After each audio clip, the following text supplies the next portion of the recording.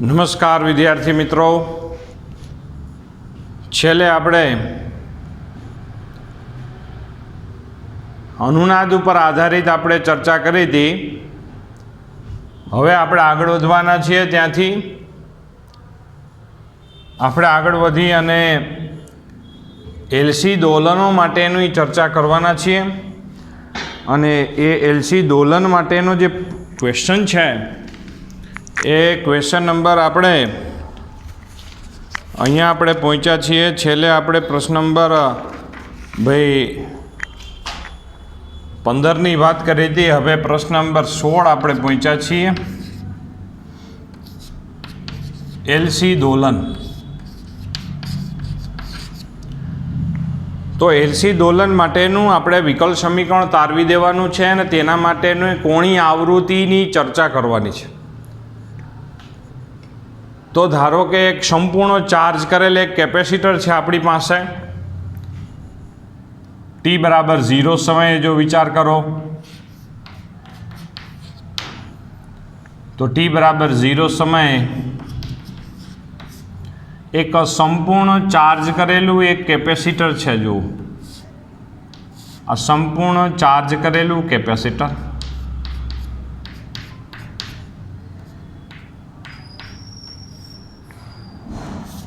t બરાબર 0 સમયે એક બેટરી સાથે એક સંપૂર્ણ ચાર્જ કરેલું કેપેસિટર આપણી પાસે છે.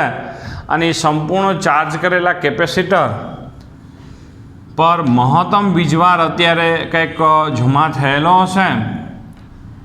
હવે એક સંપૂર્ણ ચાર્જ કરેલા કેપેસિટરને એક ઇન્ડક્ટર સાથે જોડવામાં આવે છે કે જેનું ઇન્ડક્ટન્સ L જેટલું છે. તો હવે થોડા સમય પછી પછીના સમયે કેપેસિટર ડિસ્ચાર્જ થવા લાગશે. ડિસ્ચાર્જ થવા લાગે તો એના કારણે જે પ્રવાહ છે એ આપણા માટે જો વિચાર કરો તો પ્રવાહ ડિસ્ચાર્જ થશે, પ્રવાહ 0થી વધશે. કેપેસિટર ડિસ્ચાર્જ થવા લાગ્યું છે એટલે કંઈક આવી રીતે કંઈક વિચાર કરી શકાય. જોજો બરાબર. જો કેપેસિટર ઉપર પહેલાં મેં 4 ધન વીજભાર દર્શાવ્યા હતા, હવે હું 2 જ દર્શાવું. એવી જ રીતે 2 ઋણ વીજભાર દર્શાવું. કેપેસિટર થોડુંક ચાર્જ થઈ ગયું છે. સામે ઇન્ડક્ટરમાં પ્રવાહનો પહેલાં 0 પ્રવાહ હતો, એમાંથી પ્રવાહમાં શું થયો છે? વધારો થયો છે. તો અહીંયા આપણે જો લખીએ છીએ કે ભાઈ સંપૂર્ણ ચાર્જ કરેલ કેપેસિટરને સંપૂર્ણ ચાર્જ કરેલ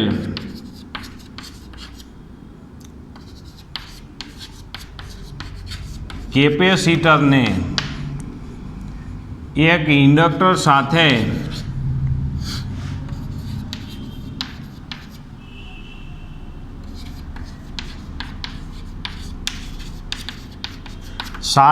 જોડતા સંપૂર્ણ ચાર્જ કરેલ એક કેપેસિટરને એક ઇન્ડક્ટર સાથે જોડી દેવાનું કે જે કેપેસિટન્સ ધારો કે C જેટલું છે અને તેનું ઇન્ડક્ટન્સ ધારો કે L જેટલું છે ઇન્ડક્ટરનું.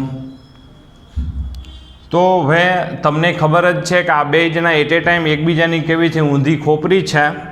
જો સ્ટોરીનો આપણો કે એક જણો ઉર્જા આપતો હોય, બીજો સંગ્રહ કરતો હોય. જો સંગ્રહ શું કામ એમ કરશે આ ભાઈ? કારણ કે પ્રવાહ પહેલાં 0 હતો અને કેપેસિટર જેવું ડિસ્ચાર્જ થવાનું ચાલુ થયું એટલે પ્રવાહ સીધો વધ્યો. પ્રવાહ વધ્યો એટલે આમાં પ્રેરિત EMF ઉત્પન્ન થશે અને epsilon is equal two -L di/dt. આમાં પ્રેરિત EMF શું થશે? પ્રવાહની વિરુદ્ધ દિશામાં ઉત્પન્ન થશે. જે પહેલા લેક્ચરની આપણી થીમ છે કે પ્રવાહ વધશે તો પ્રેરિત EMF આમાં. તો ઇન્ડક્ટરના બે છેડા વચ્ચે PD VL બરાબર -L di/dt. કારણ કે આમાં પ્રેરિત EMF જેટલું ઉત્પન્ન થશે એટલું જ એના બે છેડા વચ્ચે શું મળશે? PD મળશે. માઇનસ નિશાની એ પ્રવાહના ફેરફારનો વિરોધ કરતી દિશામાં છે. પ્રવાહનો વધારો થયો છે તો સામે પ્રેરિત EMF છે ડેવલપ થયેલું છે. અને પ્રેરિત EMF પ્રવાહના વધારાનો વિરોધ કરતી દિશામાં ઉત્પન્ન કરવું હોય તો વધારાનો વિરોધ કરવો હોય તો પ્રવાહની વિરુદ્ધ દિશામાં પ્રેરિત EMF ઉત્પન્ન કરેલા આ પ્રેરિત EMF આમ ઉત્પન્ન કરે તો એના માટે પ્લસ માઇનસ સંજ્ઞા લખવી હોય તો આવી રીતે લખી શકીએ છીએ. જો તો હવે સામે કેપેસિટરના બે છેડા વચ્ચે પીડી વીસી બરાબર આપણે ક્યુ બાય સી લખી શકાય. કોઈ ટી બરાબર ટી સમયે આપણે ચર્ચા કરી. ટી બરાબર ટી સમય એટલે કે આ સમયે ચર્ચા કરીએ છીએ કેપેસિટર ઉપર હાલમાં ધારો કે ક્યુ જેટલો વીજભાર છે, શરૂઆતમાં તો કેટલો હતો, મહત્તમ હતો, ધારો કે ક્યુએમ જેટલો હતો. તો હવે અત્યારે હાલમાં ક્યુ જેટલો વીજભાર છે, અત્યારે હાલમાં આઈ જેટલો પ્રવાહ પસાર થઈ રહ્યો છે અને એનો સમય દર ડીઆઈ બાય ડીટી જેટલો છે. તો અહીંયા કિર્ચોફનો બીજો નિયમ જો લાગુ પાડવામાં આવે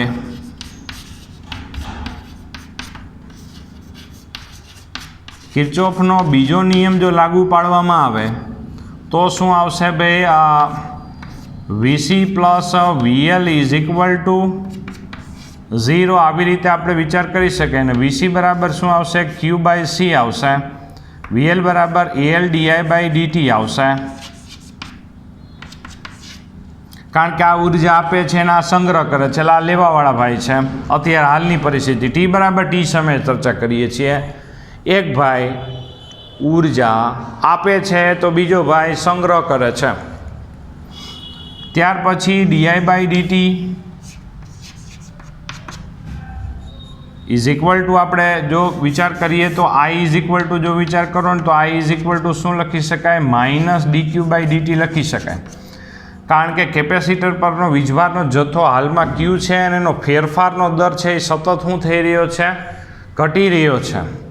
જ્યારે સામે પ્રવાહ વધી રહ્યો છે, આ ઘટી રહ્યો છે, આ વધી રહ્યો છે, એટલે વિરુદ્ધ કામ થઈ રહ્યું છે દર્શાવવા માટે માઇનસ નિશાની દર્શાવવામાં આવે છે. ફરીથી કેપેસિટરનો વીજભાર સતત ઘટી રહ્યો છે તો અહીંયા વીજભારનો ફેરફાર એ માઇનસ આવે એવી રીતે આપણે સમજશું. તો આઈ બરાબર minus D Q by DT અહીં લખું તો અહીં માઇનસ માઇનસ શું થઈ જશે? પ્લસ થઈ જશે. જોજો બરાબર અહીંયા આઈ બરાબર ડી ક્યુ બાય ડીટી લખવું એટલે કે આઈ અહીંયા ડી ટુ ક્યુના છેદમાં ડીટી ટુ આવશે ઇઝ ઇક્વલ ટુ 0. અને આપણે આ બાજુ લઈ જાય તો શું આવશે? જોજો બરાબર Q by C is equal to અથવા તો આ માઇનસ માઇનસ શું થઈ ગયા છે? પ્લસ. આઈ બરાબર minus D Q by DT એટલે માઇનસ માઇનસ પ્લસ થઈ ગયા છે. આને આમનામ જ રાખીએ આપણે તો જોવો જોઈએ. આને છે આપણે એલ વડે આપણે છે અહીંયા છે આપણે જો વિકલ સમીકરણ અને એલ વડે આપણે ભાગી નાખીએ તો શું લખી શકાય? અને ડી ટુ ક્યુના છેદમાં ડીટી ટુને પહેલાં લખીએ અને સમીકરણને આપણે છે એલ વડે ભાગીએ છીએ. એલ વડે ભાગી નાખો એટલે અહીંયા એલ આવી જશે plus 1/LC Q is equal two 0. આવું એક વિકલ્પ સમીકરણ મળી જાય. જોજો બરાબર આ એલસી દોલન માટેનું વિકલ્પ સમીકરણ મેળવો. પ્રશ્ન નંબર આપણો 16 છે જે આપણો મોસ્ટ એમબી પ્રશ્ન છે, ઘણીવાર બોર્ડમાં પૂછાઈ ગયેલો છે. આ વિકલ્પ સમીકરણ એ કોના જેવું છે? સરળ આવર્ત ગતિ જેવું છે. સરળ આવર્ત ગતિના વિકલ્પ સમીકરણ જેવું છે. d2x ના છેદમાં dt2 plus omega square x is equal two 0 આવું વિકલ્પ સમીકરણ છે. જો ભાઈ તો અત્યારે ઓમેગા સ્ક્વેર એક્સની જગ્યાએ કોણ છે? ક્યુ છે. એક્સની જગ્યાએ કોણ છે? ક્યુ છે. પછી સામે ઓમેગા સ્ક્વેર બરાબર જો શું વિચાર કરી શકાય? અહીંયા સરખાવીએ તો ઓમેગા સ્ક્વેર બરાબર 1/LC અને ઓમેગા બરાબર 1/√LC. તો આ એલસી દોલનની કોણીય આવૃત્તિ થાય. હવે સરળ આવર્ત ગતિમાં તમને ખબર હોય તો આપણે છે જૂનવાણી જમાનામાં સ્પ્રિંગની વાત આવતી. સ્પ્રિંગમાં આમ પદાર્થ છે, આ એક્સ એટલે સ્થાનાંતરની વાત હતી અને એમાં સ્થાનાંતરની મુજબ દોલન થતું હતું. નિયત બિંદુથી સ્થાનાંતર વધે વધે મહત્તમ ઘટે ઘટે 0, વિરુદ્ધ દિશામાં વધે વધે મહત્તમ ઘટે ઘટે 0. આવી રીતે શું થતું હતું? નિયત બિંદુથી સ્થાનાંતરનું આપણે મૂલ્ય ઓસિલેટ થતું. જ્યારે અહીંયા વીજભાર ક્યુનું મૂલ્ય ઓસિલેટ થઈ રહ્યું છે. ઓસિલેટ થઈ રહ્યું છે એટલે એનો મતલબ એવો થયો જો નિયત બિંદુથી સ્થાનાંતર વધે વધે મહત્તમ, ઘટે ઘટે ઘટે શૂન્ય, પાછું વિરુદ્ધ દિશામાં વધે વિરુદ્ધ દિશામાં વધે. તો અહીંયા જો વીજભારનું શું થવું જોઈએ, જો વિચાર કરીએ કે અત્યારે આ વીજભાર ઘટે ઘટે ઘટે ને આગળ જતાં શું થઈ જવો જોઈએ, શૂન્ય થઈ જવો જોઈએ. પછી વિરુદ્ધ દિશામાં પાછો ચાર્જ થવો જોઈએ એટલે વધવો જોઈએ. વિરુદ્ધ દિશામાં એટલે કે આ જે ઋણ પ્લેટ છે એ ધન થવી જોઈએ, ધન છે એ ઋણ થવી જોઈએ. એ કેવી રીતે થશે? કારણ કે આ બે ઇન્ડક્ટર ને કેપેસિટર એ બે ભાઈ એવા છે, માની લ્યો કે હું અત્યારે કેપેસિટર છું, આ ભાઈ છે એ ઇન્ડક્ટર છે. અત્યારે હાલમાં પરિસ્થિતિ એવી છે કે કેપેસિટર એમ કે ભાઈ ઉર્જા હું આપું છું. કારણ કે એક જણો આપે તો હંમેશા આપણને ખબર છે કે બે એકબીજાની ઊંધી ખોપરી, ત્યારે બીજો હંમેશા એ ઉર્જા લેતો જ હોય એટલે કે સંગ્રહ જ કરતો હોય. તો કે હાલો હું ઉર્જા આપું છું, તો ઓલો ભાઈ શું કહેશે? તો કે હું ઉર્જા સંગ્રહ કરું છું. ઓલો આપી દઈએ તો ઓલો ભાઈ ખાલી થઈ ગયો. ધારો કે એની પાસે 10 રૂપિયા હતા, 10 આપી દીધા, તો આની પાસે પછી ઓલો ભાઈ ભીખું થઈ ગયો. તો તરત જ આ ભાઈ એમ કહેશે કે તું આપતો નથી, તો લાલ હું આપું છું, આ લે. તો આને છે 10 રૂપિયા દે તો ઓલો નાનો પાડે, લાવો, એક આપે તો બીજો સંગ્રહ કરે. સંગ્રહ કરે એટલે પાછો વ્યય ના કરે. વળી પાછો કેપેસિટર પાસે 10 આપી ગયા એટલે વળી પાછો ઓલો ભીખું થઈ ગયો. એટલે વળી પાછો આ કેપેસિટર એમ કહેશે કે ચાલો હું ઉર્જા આપું છું. તો ઓલો ભાઈ એમ કહેશે તો કે તો લાવો હું સંગ્રહ કરું છું. આમ ઉર્જા અહીંથી અહીંયા, અહીંથી અહીંયા, અહીંથી અહીંયા ચાલુ રહેશે. અને ઉર્જા આમથી આમ જશે. તેમ અહીંયા શું થશે? પ્રવાહ આવી રીતે આમ ઉલટ સુલટ ચાલુ રહેશે. અને એ જે પ્રવાહ ઉલટ સુલટ ચાલુ રહેશે એ દરમિયાન કેપેસિટરની બે પ્લેટ વચ્ચે ઉલટ સુલટ વીજભાર આપણે પ્રાપ્ત થયા કરશે. અને એ ઉલટ સુલટ જે અહીંયા પ્રવાહ મળશે એ પ્રવાહની કોણીય આવૃત્તિ ઓમેગા છે. એટલે કે અહીંયા જે એસી પ્રવાહ મળશે ઉલટ સુલટ, કારણ કે આ ભાઈ આને દેતો હોય ત્યારે આમ પ્રવાહ આવતો હોય, પાછો આને દેતો હોય તો પ્રવાહની દિશા બદલાતી પણ હોય. એનો મતલબ કે અહીંયા છે પ્રવાહ ઉલટ સુલટ પ્રાપ્ત થયા કરશે. અને એ ઉલટ સુલટ પ્રવાહની આવૃત્તિ ઓમેગા છે. એટલે કે એસી પ્રવાહ અહીંયા મળશે. અહીંયા કોઈ એસી જનરેટર જોડેલ નથી, બરાબર જોજો. એસી જનરેટર નથી જોડેલું, ખાલી એક સંપૂર્ણ ચાર્જ કરેલો કેપેસિટર ઇન્ડક્ટર સાથે જોડી દો એટલે રમત ચાલુ આપમેળે રમત ચાલુ થઈ જાય છે. જો કમાલની વસ્તુ છે. આગળ જતાં વિચાર કરશું, આ જાયન્ટ વેરાયટી છે ભાઈ. તો અહીંયા છે આપણા માટે પ્રશ્ન નંબર આપણે છે 16ની આપણે છે ચર્ચા કરી. અને જેમાં આપણે શું કરવાનું હતું, અહીંયા છે આના ઉપર આધારિત વિકલ્પ સમીકરણ મેળવવાનું હતું. તો જો આના ઉકેલવાળું સમીકરણ કંઈક આવું હતું, x = આમાં સ્થાનાંતર કોઈ ટી સમય એ sin ωt+ϕ કે cos ωt+ϕ કોઈ પણ એક વિધેયમાં આપણે દર્શાવી શકીએ એમ છીએ. કોઈ પણ એક વિધેયનું આપણે છે દર્શાવી શકીએ એમ છે ઉકેલમાં. અહીંયા આપણી ટેક્સ્ટબુકમાં છે કોસ ઉપર આધારિત ઉકેલ આપેલો છે, cos ωt+ϕ. કારણ કે શરૂઆતમાં વિધેય કેવું છે? મહત્તમ છે. અહીંયા ક્યુ છે ને, ક્યુ શરૂઆતમાં t = 0 સમય શું છે? મહત્તમ છે. અને મહત્તમથી સ્ટાર્ટ થતું વિધેય કેવું છે? કોસ. એટલા માટે કોસ. નહીતર આપણે છે સરળાવર્ત ગતિમાં સાઇનથી વર્ણન કરતા આપણે, બરાબર. પણ અહીંયા આપણે કોસથી વર્ણન કરીશું. અને એને અનુરૂપ આનું એક સમીકરણ લખશું, q = qm cos ωt+ϕ. આવી રીતે થાય. q = qm cos ωt+ϕ. આવી રીતે વાત થઈ જવું જોઈએ. આની મુજબ આપણે સરખામણી કરી. તો આ પ્રશ્ન નંબર આપણે છે 16 છે, જેમાં આપણે એલસી દોલન માટેનું વિકલ્પ સમીકરણ તાર્યું છે. તો જોઈએ આ 1 મિનિટ બરાબર જોઈ લ્યો. પછી પ્રશ્ન નંબર 17માં જેમાં એલસી દોલન માટે આપણે ચર્ચા કરવાની જ છે અને એ ચર્ચા આપણે આગળ વધારીશું. અને પ્રશ્ન નંબર 17 છે એલસી દોલનનું વિકલ્પ સમીકરણ આપણે લખવાનું છે. અને પછી ઇન્ડક્ટર ને કેપેસિટરની ઉર્જા વિશે આપણે ચર્ચા કરવાની છે, બરાબર. જો બધા સાથે ફોકસ કરતા રહેજો, ઇમ્પોર્ટન્ટ ટોપિક છે. प्रश्न नंबर 16 मोस्ट आईएमपी। तो एलसी दोलन माटे विकल्प समीकरण आपणे लखवानुं छे अने हवे केपेसिटर अने इंडक्टरनी ऊर्जाना समीकरणो तारवाना छे। एलसी दोलन माटे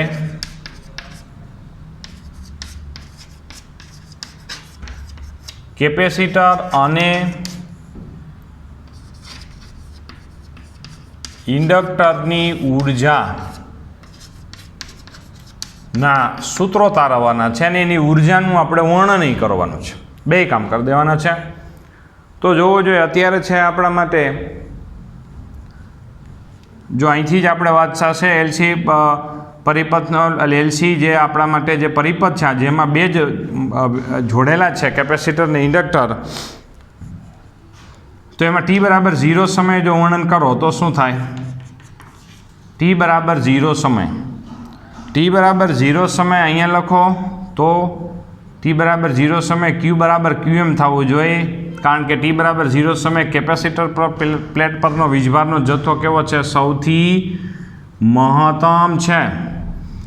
તો ટી બરાબર 0 અહીંયા લખો એટલે કોસ પાઈ થાય, કોસ પાઈનું મૂલ્ય 1 થવું જોઈએ ટી બરાબર 0 સમયે, અને કોસ પાઈનું મૂલ્ય 1 થવા માટે ફાઈનું મૂલ્ય શું થવું જોઈએ? અરે સોરી, કોસ પાઈનું મૂલ્ય 1 થવું જોઈએ। 1 થાય તો જ અહીંયા ક્યુ બરાબર ક્યુએમ પ્રાપ્ત થાય, તો આપણી ઘટનાનું વર્ણન થાય। ઘટના શું છે? સંપૂર્ણ મહત્તમ ચાર્જ કરેલા કેપેસિટરને ઇન્ડક્ટર સાથે જોડવાનો છે। તો અહીંયા ફાઈ બરાબર આપને 0 મળશે। ફાઈ બરાબર 0 મળે તો અહીંયા છે ભાઈ વીજભાર ક્યુ પર આધારિત સમીકરણ શું આવશે? ક્યુ બરાબર ક્યુએમ કોસ ઓમેગા ટી। આ કેપેસિટર પરનો વીજભારનો જથ્થો થયો જે ટી સમય પ્રમાણે છે બદલતો રહેશે। આ કેપેસિટર પર જમા થતો વીજભારનો જથ્થો છે, આ થઈ ગયું સમીકરણ નંબર 1। ત્યાર પછી આપણે જો આ બાજુ ઇન્ડક્ટર માટે લખીએ તો ઇન્ડક્ટર માટે શું છે કે આઈ બરાબર માઇનસ ડીક્યુ બાય ડીટી, હમણાં જ લખ્યું હતું, કારણ કે અત્યારે વીજભારનો જથ્થો સતત શું થઈ રહ્યો છે? ઘટી રહ્યો છે। જો વીજભારનો જથ્થો સતત ઘટી રહ્યો હોય તો આપણે શું લખી શકાય? માઇનસ નિશાની આપણે લખીએ છીએ। હવે આનું વિકલન કરો, કોસનું આવશે માઇનસ સાઇન, એટલે માઇનસ માઇનસ શું થઈ જાય? પ્લસ, એટલે અહીંયા પ્લસ આવશે।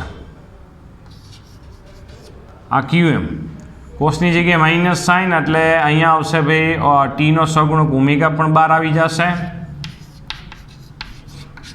હવે તમને ખબર છે કે ક્યુએમ ઓમેગા બરાબર આપણે છે મહત્તમ પ્રવાહ લખી શકાય। આની પહેલાંના આપણે છે એક થિયરીમાં સાબિત કરેલું છે, QM omega is equal to IM, I બરાબર આઈએમ સાઇન ઓમેગા ટી। ટૂંકમાં હવે આ ઇન્ડક્ટરમાં વહેતો પ્રવાહ થયો,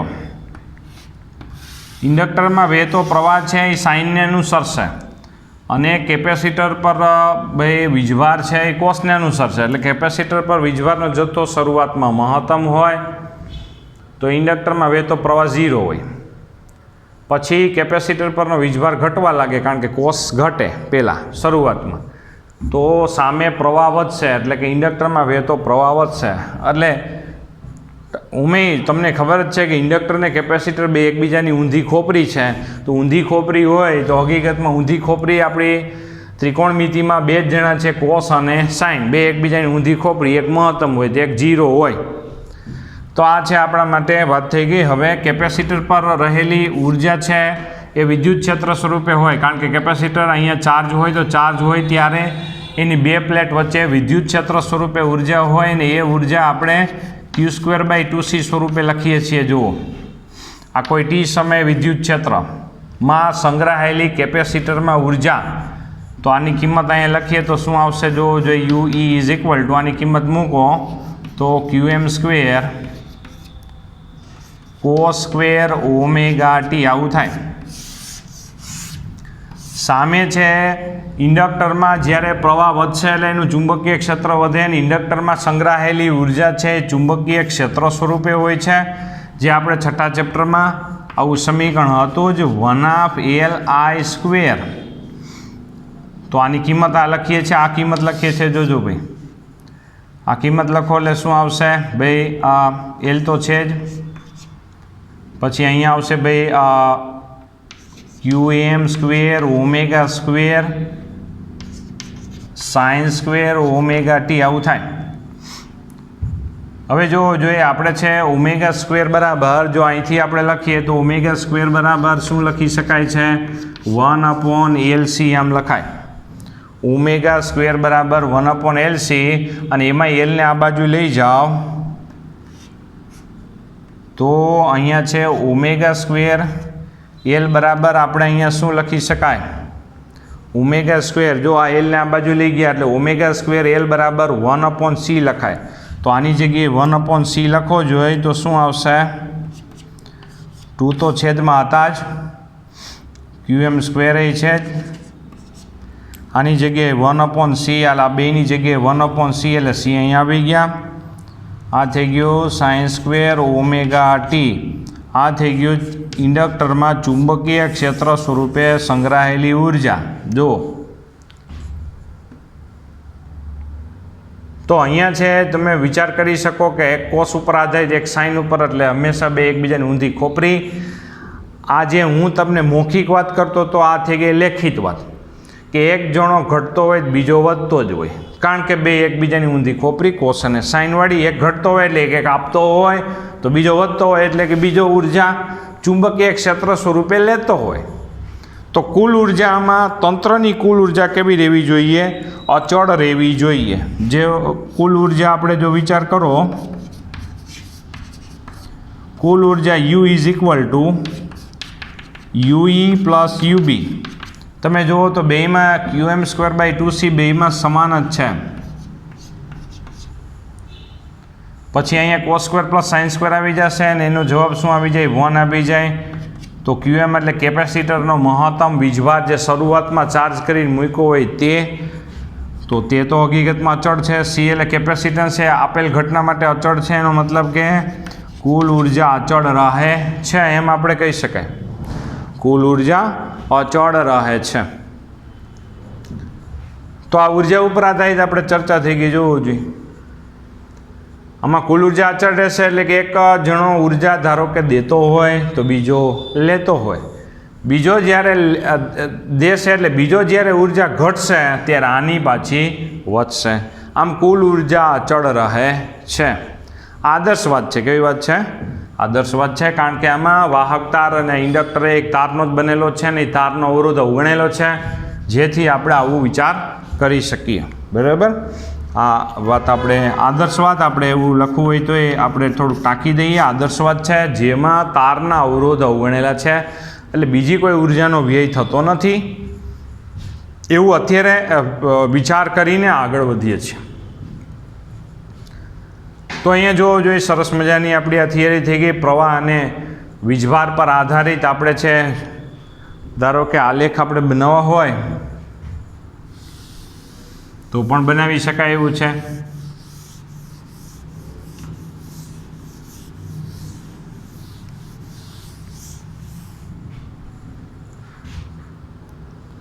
તો અહીંયા છે પ્રવાહ અને વીજભાર પર આધારિત આપણે છે જો સમીકરણ છે અને એના પર આધારિત આલેખ આપણે જો વિચાર કરીએ તો કંઈક આલેખ આવી રીતે છે। જો હું પ્રવાહ વિરુદ્ધ એટલે કે વીજભાર વિરુદ્ધ સમયનો આલેખ હું દોરું વીજભાર વિરુદ્ધ સમયનો આલેખ હું દોરું વીજભાર વિરુદ્ધ સમયનો જો આલેખ આપણે દોરીએ તો આવી રીતનો કંઈક થાય। આ વીજભાર વિરુદ્ધ સમયનો આલેખ Q વિરુદ્ધ T નો આલેખ થયો। સામે આપણી પાસે પ્રવાહ વિરુદ્ધ સમયનો જો આલેખ આપણે વિચારવો હોય તો પ્રવાહ વિરુદ્ધ સમયનો આલેખ વિચારવો હોય તો શું આવશે જો ભાઈ વીજભાર Qનો કોસ ઉપર આધારિત આનો સાઇન ઉપર આધારિત આવશે તો આ ભાઈ જોવો જોઈએ સાઇન ઉપર આધારિત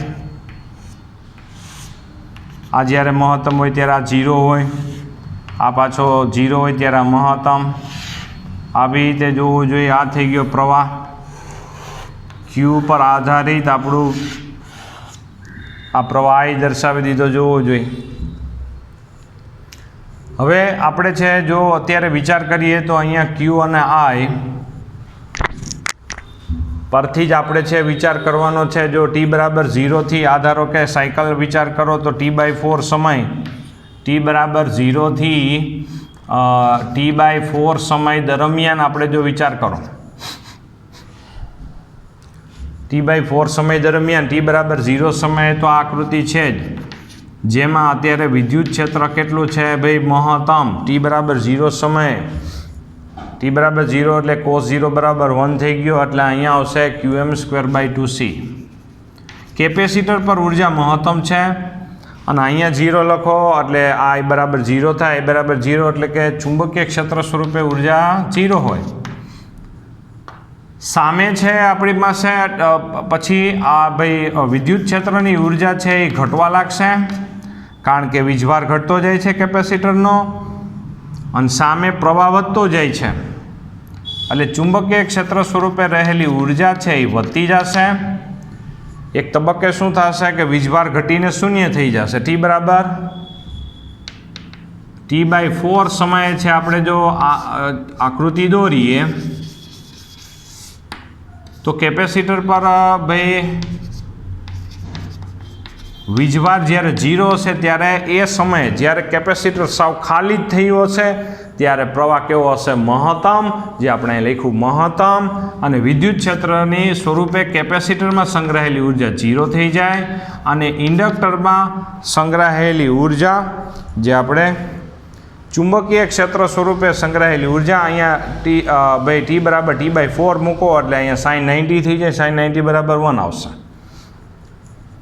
તો અહીંયા આપણે UB બરાબર Qm²/2c. ટૂંકમાં 0થી T/4 દરમિયાન કેપેસિટરે બધી ઉર્જા ઇન્ડક્ટરને આપી દીધી. ઇન્ડક્ટર સાવકાર થઈ ગયો, કેપેસિટર સાવ ભીખું થઈ ગયું એના જેવી વાત છે. સામે તમને છે અહીંયા આકૃતિમાં ચુંબકીય ક્ષેત્ર રેખાઓ દર્શાવેલી હોય. અહીંયા પ્રવાહ છે મહત્તમ છે એટલે અહીં ચુંબકીય ક્ષેત્ર રેખાઓ પણ સૌથી વધુ દર્શાવી દો. જો આવી રીતે જોવો જોઈએ. પછી T/4થી આગળ વધીએ. T/4થી T/2 સમય દરમિયાન આપણે આમાં જોઈને જ આગળ વધવાનું છે. કેપેસિટર શું થાય છે વિરુદ્ધ પોલારિટીથી ચાર્જ થાય છે. પોલારિટી એટલે કે જે પ્લેટ ધન હોય એ ઋણ થઈ જશે, કારણ કે હજી પ્રવાહ આમનામ ચાલુ જ રહેશે, પણ પ્રવાહ હવે ઘટશે. અત્યાર સુધી કેપેસિટર ઇન્ડક્ટરને ઉર્જા આપતું હતું, હવે ઇન્ડક્ટર કેપેસિટરને ઉર્જા આપવાનો વખત આવી ગયો છે, એટલે હવે ઇન્ડક્ટરની ઉર્જા ઘટશે. એટલે કે ઇન્ડક્ટરમાં વહેતો પ્રવાહ ઘટશે ને પ્રવાહ ઘટશે એટલે એનો મતલબ એવો થયો કે અહીંયા છે આપણા માટે આપણે એમ કહી શકાય કે અહીંયા છે આપણા માટે ઇન્ડક્ટરમાં ભાઈ ઉર્જા ઘટશે, એટલે કે પ્રવાહ ઘટશે. પ્રવાહ જો અહીંયા ઘટ્યો. અત્યારે ઇન્ડક્ટર ઉર્જા આપી રહ્યો છે.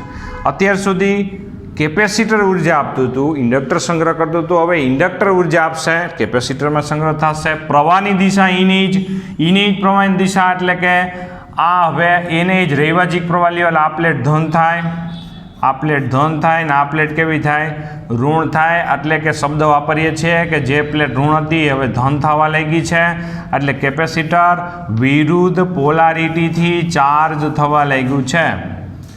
અહીંયા આપણે ચુંબકીય ક્ષેત્ર રેખા ઓછી દર્શાવવાની. ત્યાર પછી અહીંયા છે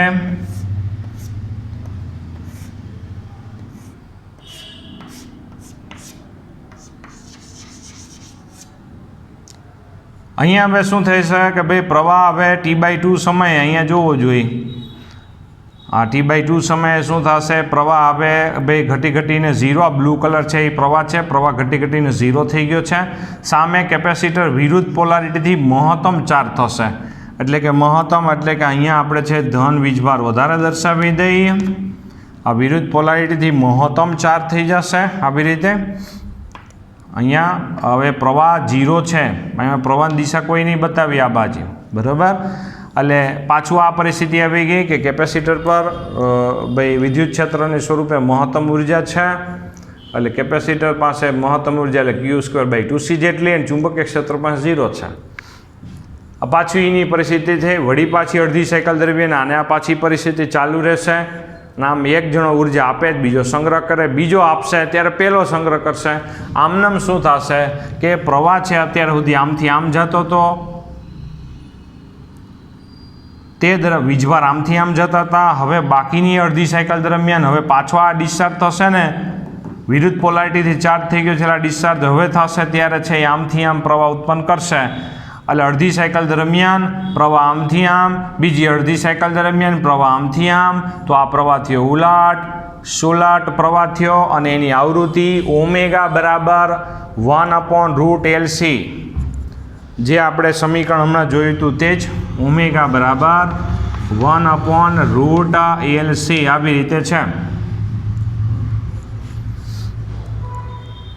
તો હકીકતમાં આમાં છે અત્યારે જો ઉર્જાનો આમાં છે ભાઈ સાથે સરખામણીમાં અહીંયા આપણે ટેક્સ્ટબુકમાં લોકોએ શું કરેલું છે, સાથે સાથે સ્પ્રિંગનું પણ ઉદાહરણ આપવામાં આવે છે. સ્પ્રિંગનું પણ ઉદાહરણ આપવામાં આવે છે, જે આપણે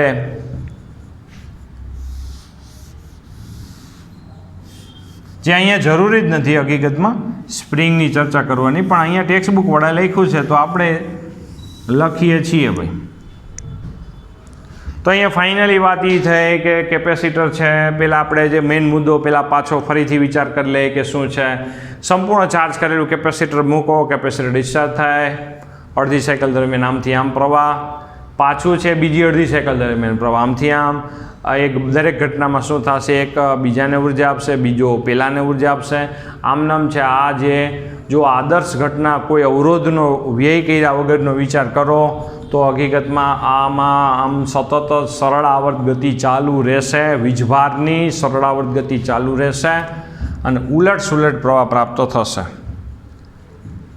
તો આને આપણે વીજભાર જે અહીંથી આમ આમથી આમ જે દોલિત થઈ રહ્યો છે તો એને આપણે LC દોલન કહેવામાં આવે છે. આ L અને C થી આવું થઈ રહ્યું છે એટલા માટે. તો અહીંયા સ્પ્રિંગની પણ વાત કરી છે. શરૂઆતમાં સ્પ્રિંગ ખેંચીને આપણે મૂકી દેતા હોય તો એની સ્થિતિ ઉર્જા મહત્તમ હોય, પછી અને ગતિ ઉર્જા ત્યારે 0 હોય.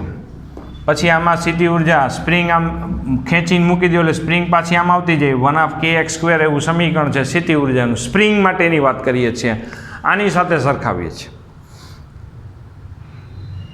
ટૂંકમાં સ્પ્રિંગની સ્થિતિ ઉર્જા આના જેવી વાત, કેપેસિટરની ઉર્જા છે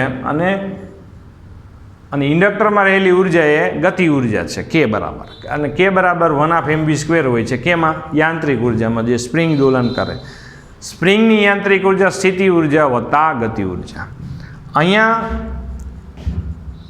પરિપથની વિદ્યુત ચુંબકીય ઉર્જા, આ કુલ ઉર્જા, અહીંયા ગતિ ઉર્જા સ્થિતિ ઉર્જા ન હોય પણ અહીંયા કુલ ઉર્જા બરાબર વિદ્યુત ઉર્જા વત્તા ચુંબકીય ઉર્જા, એટલે કે વિદ્યુત ચુંબકીય ઉર્જા પણ કહેવાય. હવે શું થાય કે આ જે આમ પાછો આવતો જાય તેમ તેમ આ સ્પ્રિંગ પાછી સંકોચાતી જાય, સ્થિતિ ઉર્જા ઘટતી જાય. એક તબક્કે અહીંયા સ્પ્રિંગ છે પાછી મૂળ સ્થિતિમાં આવે એટલે ન ખેંચાયેલી ન દબાયેલી પરિસ્થિતિમાં, એટલે એની સ્થિતિ ઉર્જા છે 0 થઈ જાય, ગતિ ઉર્જા ત્યારે મહત્તમ થઈ જાય. પાછી સ્પ્રિંગ છે એ ધારો કે આપણા નિયત સ્થાને હતી પદાર્થ, એને ખેંચીને મૂક્યો એટલે સ્થિતિ ઉર્જા મહત્તમ થઈ, મૂક્યો એટલે ગતિ ઉર્જા વધી મહત્તમ, વળી પાછું આ બાજુ આવશે સ્થિતિ ઉર્જા વધશે અને પાછી ગતિ ઉર્જા ઘટીને 0 થઈ જાય, વળી પાછું આમ.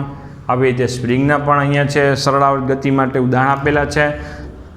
બંનેના સમીકરણો એક સરખા છે પણ બંને ઘટના જુદી જુદી છે. સ્પ્રિંગની અને LC દોલનમાં સ્પ્રિંગમાં પદાર્થના સ્થાનાંતર પર આધારિત વાત છે, જ્યારે અહીંયા વીજભારના દોલનની ચર્ચા કરી રહ્યા છીએ. ત્યાં યાંત્રિક ઉર્જા કુલ છે, જ્યારે અહીંયા શું છે વિદ્યુત ચુંબકીય ઉર્જા છે. તો આવી રીતે તમને લીથામાં એ બંનેની સરખામણી પણ કરવામાં આવી છે.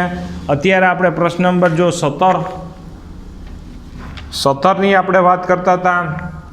17ની વાત એટલે કે ભાઈ LC દોલન માટે કેપેસિટર અને ઇન્ડક્ટરની ઉર્જાનું ચર્ચા કરવાની હતી. શરૂઆતમાં આપણે સમીકરણ નંબર 2 આ Q બરાબર QM cos ઓમેગા t, ઇન્ડક્ટરમાં વહેતો પ્રવાહ I બરાબર Im sin ઓમેગા t આપણે જોયું. પછી કેપેસિટરમાં સંગ્રહાતી વિદ્યુત ક્ષેત્ર સ્વરૂપે ઉર્જા યુઈ બરાબર ઇન્ડક્ટરમાં સંગ્રહાતી ચુંબકીય ક્ષેત્ર સ્વરૂપે ઉર્જા યુબી બરાબર સમીકરણ નંબર 5 આ છે. પછી 5 અને આ બેયનો સરવાળો કર્યો તો કુલ ઉર્જા અચળ રહે છે એ વાત થઈ. પછી આ પ્રવાહનું અહીંયા આપણે જે વીજભાર ક્યુ વિરુદ્ધ ટી અને આઈ વિરુદ્ધ ટીના જે આલેખ હતા તે આપણે નોંધ સ્વરૂપે, કારણ કે ટેક્સમાં નથી એટલે આપણે કંઈ જરૂર નથી, પણ આપણે લીથામાં એટલે લખ્યું છે કે નીચેનું વર્ણન અને આકૃતિ આ બધી છે એકદમ સહેલું પડે વર્ણન કરવા માટે. નીચે સ્પ્રિંગનું પણ તમને જે આકૃતિમાં નીચે સ્પ્રિંગની પણ વાત કરી છે તે બોર્ડમાં તૈયાર ન કરો અને લખો નહીં તોય ચાલે. ત્યાર પછી આપણે પ્રશ્ન નંબર 17માં છેલ્લે જોઈએ આ બે આકૃતિ બદલાવ્યા પછી અને છેલ્લે શું છે કે આમ તંત્રમાં રહેલી ઉર્જા એ કેપેસિટર અને ઇન્ડક્ટર વચ્ચે દોલન કરે છે. તંત્રમાં રહેલી ઉર્જા એ કેપેસિટર અને ઇન્ડક્ટરમાં બંને દોલન કરે છે એમ આપણે કહી શકાય. ત્યાર પછી પ્રશ્ન નંબર 18માં હવે આપણે વાસ્તવિક વાત કરવાના છીએ. પ્રશ્ન નંબર 18માં વાસ્તવિક વાત એ છે કે અત્યાર સુધી વાત એવી લખી છે કે આ તાર છે, તારનો અવરોધ અવગણેલો છે, પણ હકીકતમાં શું હોય છે કે તાર હોય, તારનો અવરોધ તો હોય ને અવરોધમાં ઉર્જાનો વ્યય તો થાય, એટલે અવમંદન થાય. કેવું થાય? એટલે જે વિકલ સમીકરણ આપણું છે d2q/dt2 પ્લસ 1/LC q બરાબર 0, આવી રીતે જે આપણું વિકલ સમીકરણ હતું એ વિકલ સમીકરણ સરળાવર્ત ગતિ એટલે કે ઉર્જાનો વ્યય કરતા પરિબળો સિવાયની વાત હતી. હવે સામાન્ય ઘટનામાં ઉર્જાનું અવમંદન તો થાય જ, એટલે ઉર્જા સતત ઘટતી જાય. એટલે ભાઈ ધારો કે મારી પાસે 10 રૂપિયા હોય અને પાસે 0 છે, હાલો આ 10 આને દઈએ તો એમાં 1 રૂપિયો પ્રવાહ પસાર થયો એમાં વપરાઈ જાય, એટલે આની પાસે ફાઇનલી જ્યારે અહીંયા પહોંચે ત્યારે 9 રૂપિયા જ પહોંચે. પાછા 9 આને જ્યારે દઈએ ત્યારે પ્રવાહ પાછો ચાલુ જ છે, એટલે પાછો ઉર્જાનો વ્યય થયેલ, આને મળે 8.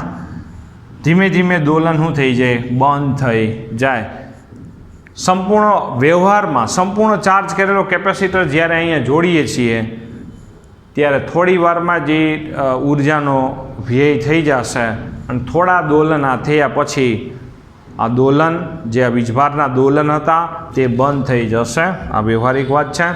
બીજી વાત એ છે કે ધારો કે અવરોધનો પરિબળ ન હોય તો પણ, અવરોધ શૂન્ય હોય તો પણ કુલ ઉર્જા અચળ નહીં રહે. અવરોધ ધારો કે શૂન્ય ન હોય તો પણ કુલ ઉર્જા અચળ નથી રહેતી. શું કામે? ઉર્જા વિદ્યુત ચુંબકીય તરંગ સ્વરૂપે ઉત્સર્જિત થઈ જાય. વિદ્યુત ચુંબકીય ઉર્જા સ્વરૂપે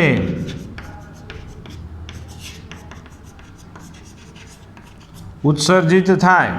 વિદ્યુત ચુંબકીય ઉર્જા સ્વરૂપે ઉત્સર્જિત થઈ જશે. એટલે કે આપણે છે હમણાં જ આન પછીનું જ વિદ્યુત ચુંબકીય તરંગ નામનો ચેપ્ટર, જેમાં હર્ટ્ઝનો પ્રયોગ આવશે. જ્યારે વીજભાર દોલન કરે છે ત્યાં વિદ્યુત ચુંબકીય તરંગ ઉત્સર્જિત થાય છે.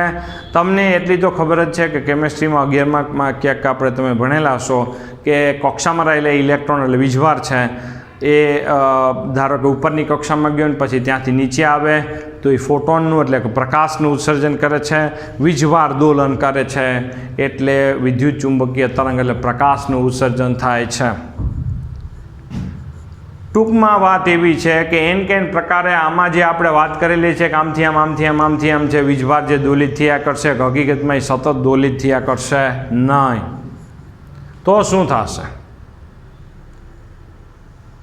થોડી વારમાં દોલન બંધ થઈ જશે, કાં તો અવરોધમાં ઉર્જા વ્યય થઈ જશે અને સામે કાં તો વિદ્યુત ચુંબકીય તરંગ સ્વરૂપે ઉર્જાનો વ્યય થઈ જશે, એટલે વિદ્યુત ચુંબકીય તરંગોનું ઉત્સર્જન થઈ જશે.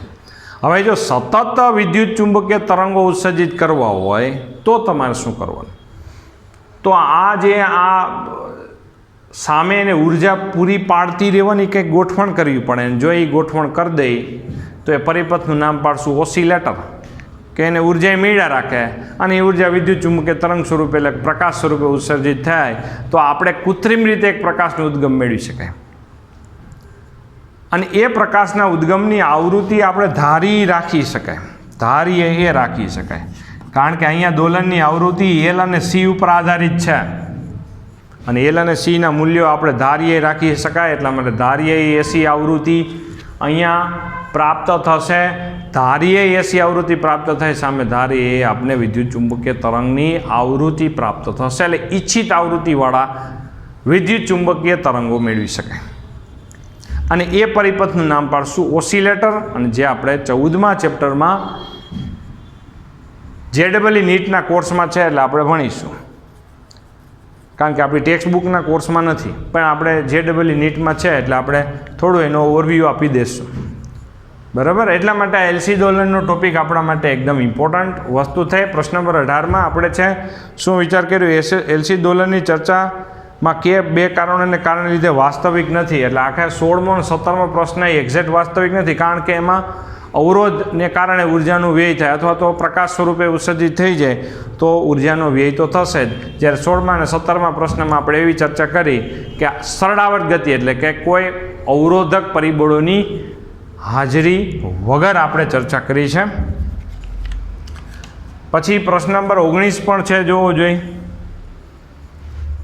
પ્રશ્ન નંબર 19 છે આપણી પાસે, જુઓ.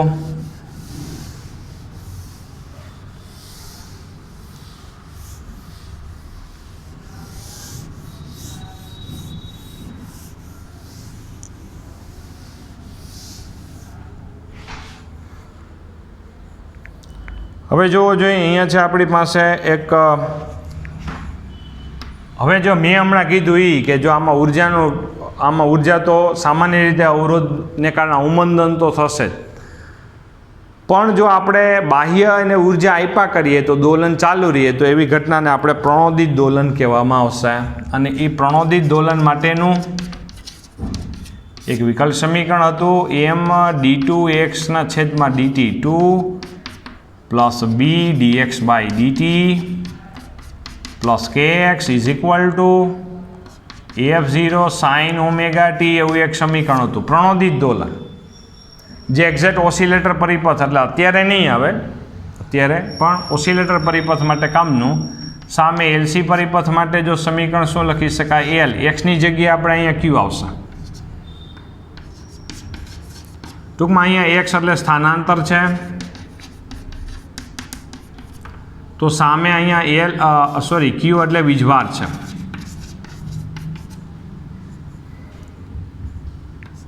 અહીંયા બી એટલે કે અવરોધક ગુણાંક હતો, અહીંયા અવરોધ આર આવશે, dq/dt. અહીંયા કેની જગ્યાએ 1/c આવશે.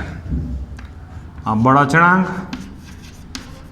સ્પ્રિંગનો બળ અચળાંક હતો, અહીંયા 1/c એટલે કેપેસિટન્સની વાત આવશે. એટલે ફાઇનલી અહીંયા શું થશે, 1/c એટલે q/c વાળું પદ દેખાશે. f0 sin ωt વાળું પદ છે તો અહીંયા vm sin ωt આવશે. vm sin ωt છે, જોવું જોઈએ. ઉપર જો ટેબલમાં બધાની સરખામણી પણ કરેલી છે.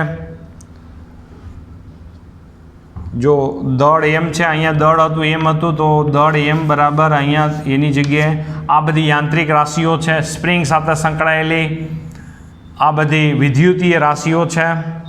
બેયનું ગણિત સરખું છે એટલે માટે સરખામણી કરવામાં આવે છે. બાકી બંને ઘટના જુદી જુદી છે. આમાં યાંત્રિક ઉર્જાની વાત છે તો આમાં વિદ્યુત ચુંબકીય ઉર્જાની વાત છે. અહીંયા દળ એ જડત્વનું કામ કરે છે, તો ક્યાંક સામાન્ય એમસીક્યુમાં એમ પૂછી શકાય કે ભાઈ યાંત્રિક ઘટનાઓમાં એટલે કે સ્પ્રિંગ જેવી ઘટનાઓમાં દળ એ જડત્વનું કામ કરે છે, તો સામે વિદ્યુતીય ઘટનામાં કઈ રાશિ એ જડત્વનું કામ કરે છે, તો આપણે કહીશું એલ એટલે કે ઇન્ડક્ટન્સ. તો આવી રીતે જો સરખામણી કરેલી છે યાંત્રિક ઉર્જા માટે, ભાઈ અહીંયા છે આપણા માટે સ્થિતિ ઉર્જા 1/kx² અને ગતિ ઉર્જા એટલે કે 1/mv²